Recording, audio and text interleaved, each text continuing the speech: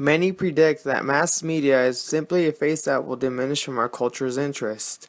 I've learned to think otherwise. Mass media is a powerful tool that connects human beings by seeing others' perspective. It entertains us, it characterizes us, it changes us, it informs us, it's everywhere. However, the masses of media are inconsistent. Firms don't always tell the truth. They hide their flaws and over-celebrate their success to create bias. And many times their success doesn't benefit us in the long run. An example is in the news. Mainstream news is scandalous and cheaper to cover. The news chosen to be displayed is what we want to hear. Much of the news covered in the US is domestic because it relates to our environment, which is what we're used to. It's our comfort zone.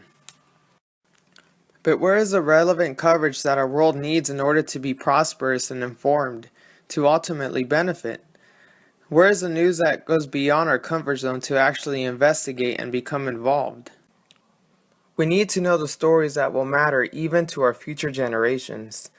If mass media exerted more time and energy into stories that corrupted government agencies and companies are investing in order to conceal from the public, then at least we would make an effort to make a positive difference with a powerful tool that mass media is.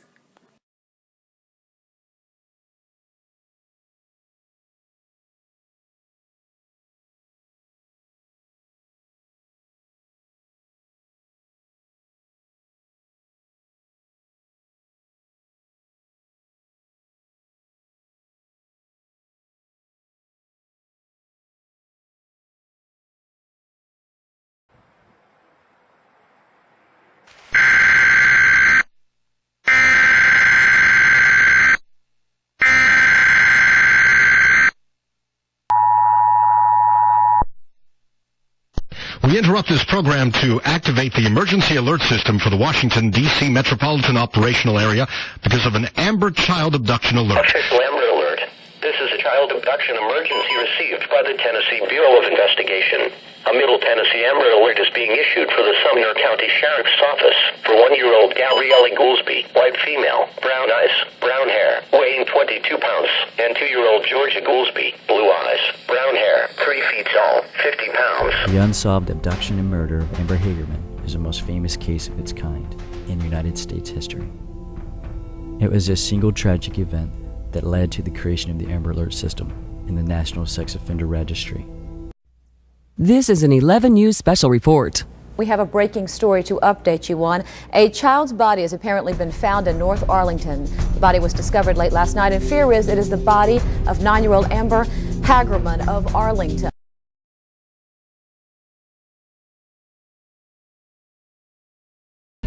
He saw the suspect grab Amber off her bike and force her into his black pickup truck. It is a tragedy that no one would like to see repeated again.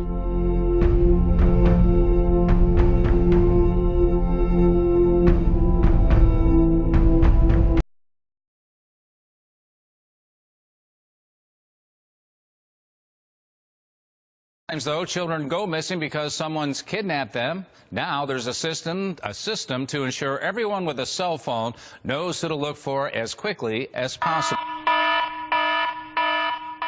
That sound heard all across the region, all for a 5-year-old girl who was abducted from a Philadelphia school by a woman claiming to be her mother. I had never heard that sound before. I thought my phone was blowing up or something. I don't know. I didn't know what it was. I never got an Amber alert. The whole bar started making that noise, and I looked around, and I was like, oh, everyone's getting this. So it was kind of weird, but everybody's phone was going off at the same time. Yeah, everyone's.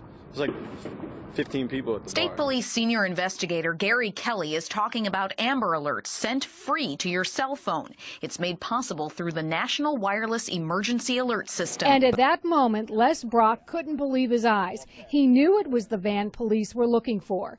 Les and his buddy Willie Schwinn called 911, jumped into the car, and began tailing the van. Yes, the Amber Alert. I see him. He's right here. We're heading to Cedar Point. He's at the exit. The two Good Samaritans kept dispatchers up to date for the next several minutes as they passed local landmarks. I'm not going to let him go. I know it's a kid. I actually, I'm a CCW holder, and I know I'm not doing nothing, but I'm prepared to follow until you guys get here. Minutes later, police had 36-year-old Kevin Chris in custody. His 8-year-old son, Kevin Chris Jr., was safe. We never were risking our lives, you know. We were following a guy, you know, and that's not a hero. We followed him. We saw what he was doing. We communicated it on the phone. Anybody could have done it. The little boy was reunited late this morning with his mother. It's absolutely the best case scenario, and again, that's because of Mr. Brock and his friend, and they did everything right, and we thank them for that. We're just trying to save a little kid, and some mom's going to be, you know, ecstatic. So she can thank God, not us.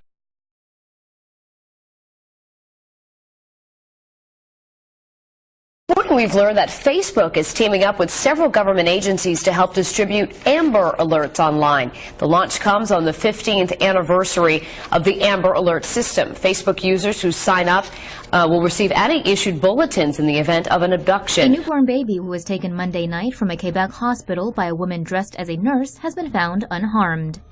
Around 7 p.m., a woman dressed as a nurse entered a maternity ward of Ville Marie Hospital under the pretext of having to weigh the baby. She was seen driving away with the newborn in a red Toyota Yaris with a baby on board sticker on the rear window. A group of 4 teens came across the kidnapping post on Facebook. One of them realized the suspect was her neighbor. The group spotted the vehicle described in the Amber Alert, parked outside the woman's house, and contacted the police. Police arrested the suspect at her home and found the baby safe just 3 hours after the abduction. The mother of the baby, McMahon, said that it was social media that helped save the baby.